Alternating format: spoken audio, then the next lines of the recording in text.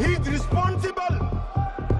माननीय अध्यक्ष जी, इसीलिए ये वहां बैठे हैं और 20 साल तक वहीं बैठने वाले। गंभीर विषय पर चर्चा जब हो रही है तो सरकार के प्रमुख विभाग के मंत्री को बोलते हुए बैठे बैठे टोकना ये विपक्ष को शोभा देता है क्या?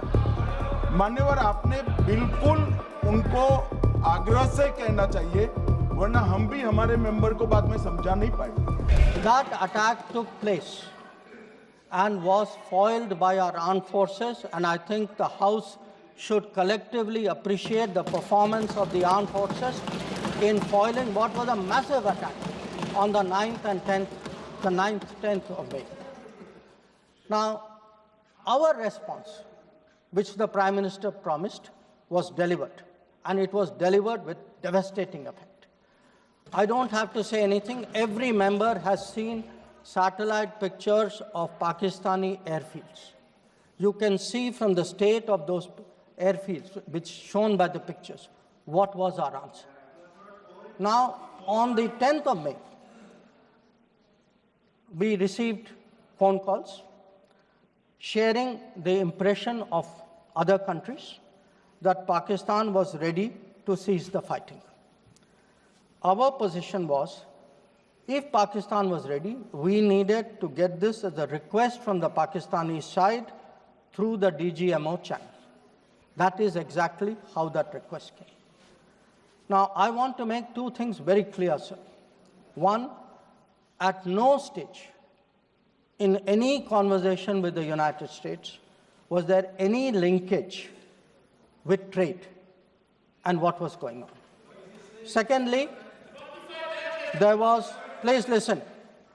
Secondly, there was no call between the Prime Minister and President Trump from the 22nd of April, when President Trump called up to convey his sympathy, and the 17th of June, when he called up Prime Minister in Canada to explain why he could not meet. So I would again, मैं इसको दोहराता हूँ, 22 अप्रैल से 17 जून तक। माननीय अध्यक्ष जी, मेरी एक बात की आपत्ति है, भारत देश का शपथ लिया हुआ विदेश मंत्री यहाँ स्टेटमेंट कर रहा है, उस पर भरोसा नहीं है, उनको किसी और देश पर भरोसा है। मैं समझ सकता हूं उनकी पार्टी में विदेश का महत्व क्या है, मगर इसका मतलब ये तो नहीं है पार्टी की सारी चीजें यहाँ सदन में आकर थोपे। भारत के विदेश मंत्री पर भरोसा नहीं करोगे? ओथ लिया हुआ व्यक्ति यहाँ पर बोल रहा है, ही इज रिस्पॉन्सिबल। माननीय अध्यक्ष जी, इसीलिए ये वहां बैठे हैं और 20 साल तक वहीं बैठने वाले हैं।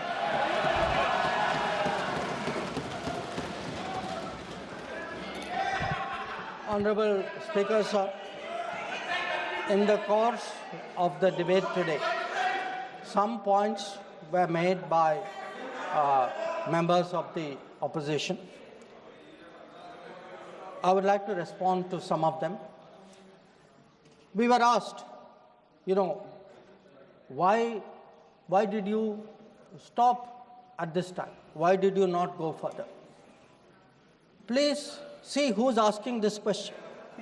This question is being asked by people who, after 26/11, felt that the best action was inaction. Now, I would like, sir, to read out, because one member said, nowadays BJP members like reading from books. You get the truth in books. Sometimes you don't like what we read in books. So let me read out, sir, two excerpts from a book by the National Security Advisor of the UPA government. After 26/11, a chapter, this is a book called Choices. He says, on sober reflection and in hindsight, I now believe the decision not to retaliate militarily, but to concentrate on diplomatic, covert, and other means was the right one for that time and place. This is what he says. But did he even do that? Because 26/11 happened in November of 2008. What was the reaction? The reaction was Sharm el-Sheikh. Was that diplomatic? Was it covert? Was it military? Now, what did Sharm el-Sheikh do? In Sharm el-Sheikh, the then government and the Pakistani Prime Minister agreed terrorism is a main threat to both countries. Now, today, sir, people are saying, you know, America is hyphenating you, Russia is hyphenating you. That is what I heard Deepinder Huda ji say. Hello, you are hyphenating yourself. I mean, you did not need a foreign country to say, please link India to Pakistan. Your own government was saying, you know, India and terrorism is a main threat to both countries. And then they said, terrorism should not be linked to the composite dialogue. And worst of all, they accepted a reference to Baluchistan in that. Now, here is a country reeling after 26/11. And you are equating Baluchistan and 26/11, what happened in Mumbai, and you are saying that the perpetrator and the victim have both got a problem. And then now you are asking me, why didn't you go further? People who did nothing are asking a government which did so much, saying, why didn't you do more? Now, you might think, sir, that this is a one-off, but this is a habit, because this is the thinking in that part of the House. Some years ago, there was, if you remember, sir, the Mumbai train bombing. The Mumbai train bombing happened in July of 2006. In September of 2006, 3 months after the Mumbai train bombing, at Havana, the UPA government, with its Pakistani counterpart, condemns all acts of terrorism as though we are both again equal, and agrees that it's a scourge that we need to effectively deal with together. And then they directed again resumption of dialogue. So what I want to highlight is, for people who did nothing to have the temerity, the gumption today to ask a government which did so much, which brought down Bhavalpur and Muridke, to say, why didn't you do more? I think it's extraordinary. Now, sir, we also heard from one of the early speakers saying we are now facing a two-front, and that the leader of opposition has been warning us about two-front. Now, all I can say, sir, is the person who said it, and maybe the leader of opposition, must have missed their history lessons in school. I'll tell you why. Because I would like to walk you through the history of this two-front. The two-front started because of something called POK. POK was created in 1948-49 by the government of this country by not completing the job of what was to be done. Now, sir, the House should note these dates. The two-front started 1963, when the Shaksgam Valley was ceded by Pakistan to China as a result of an agreement. Then in 1966, the Karakoram Highway was agreed upon, which took 20 years, was completed in 1986. Now, references were made to China-Pakistan military collaboration. So when did this collaboration start? I'll give you the year, 1966. In 1966, the first Chinese military supplies went to Pakistan. When did nuclear collaboration start? 1976. 1976, when Bhutto arranged for China-Pakistan to get together on this. And in 1980s, when Prime Minister Rajiv Gandhi was visiting China and Pakistan, that was when the nuclear collaboration was at its height. Now, let me go further. You will say, why are you talking history? So let me bring this further up. 2005, Pakistan-China Treaty of Friendship and Cooperation. 2006, Pakistan-China Free Trade Agreement. 2013, handing over of Gwadar to China, Gwadar port to China. May 2013, announcement of China-Pakistan Economic Corridor.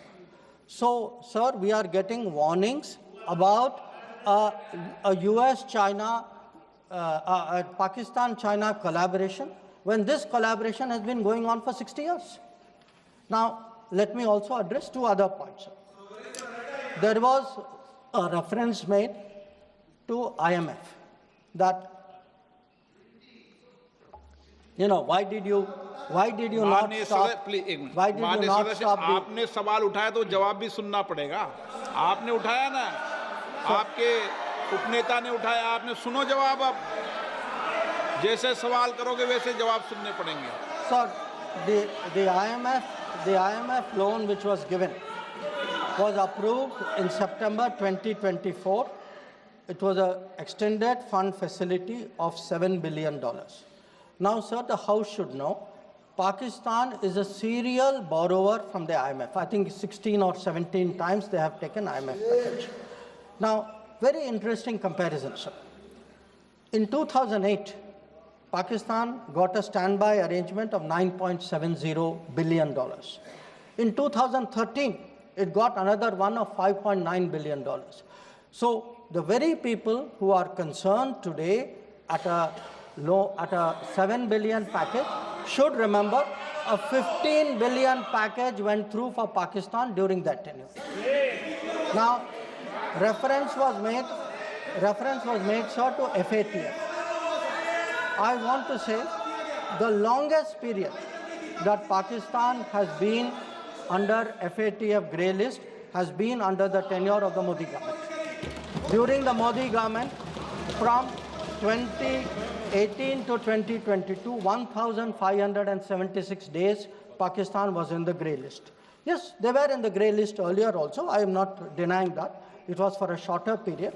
But I again want the House to appreciate that the FATF meeting in May 2025 has kept Pakistan in the enhanced follow-up category, recognizing that the compliance of Pakistan is only partial. Now, sir, so much for Pakistan. Some members also raised issues pertaining to China. So I would like to spend a few minutes on that. So I would first like the House to appreciate, because today we are getting these lectures saying China is a great danger, China, Pakistan are together, we are warning you. So what does the Congress party really think about China? Don't go by what they say. Let us see what they did. In 2005, China was designated as a strategic partner during Prime Minister Wen Jiabao's visit to India. Strategic partner. And there is a concept, very famous concept called Chindia, sir, a belief that China and India have common interest. And the main proponent of Chindia is the party spokesman of the people opposite. Now, some mention was made about visits, including my visit. Yes, I went to China. I went to China to make our position very clear about de-escalation, about trade restrictions, and about terrorism. I did not go to China for the Olympics. I did not go to China for secret agreements. I did not go, sir,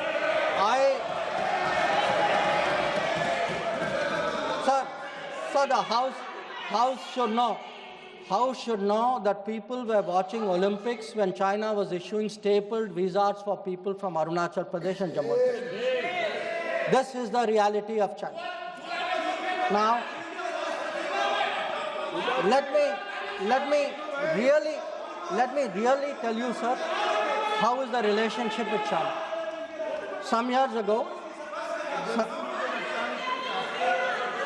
विदेश मंत्री जी को संरक्षण देना चाहिए. उनके speaker जब बोल रहे थे, हम पूरे धैर्य से सुने. मैं बताऊंगा कितनी असत्य बातें बोली गई कल, परंतु फिर भी असत्य को भी हम हलाहल समझकर पी गए. अब ये सत्य भी नहीं सुन पाते हैं. माननीय अध्यक्ष जी, मुझे लगता है आपको प्रोटेक्शन देना चाहिए. बैठे बैठे टोका टोकी करना सबको आता है, ऐसा नहीं हमें नहीं आता, मगर इतने गंभीर विषय पर चर्चा जब हो रही है तो सरकार के प्रमुख विभाग के मंत्री को बोलते हुए बैठे बैठे टोकना ये विपक्ष को शोभा देता है क्या? मान्यवर, आपने बिल्कुल उनको आग्रह से कहना चाहिए, वरना हम भी हमारे मेंबर को बाद में समझा नहीं पाएंगे।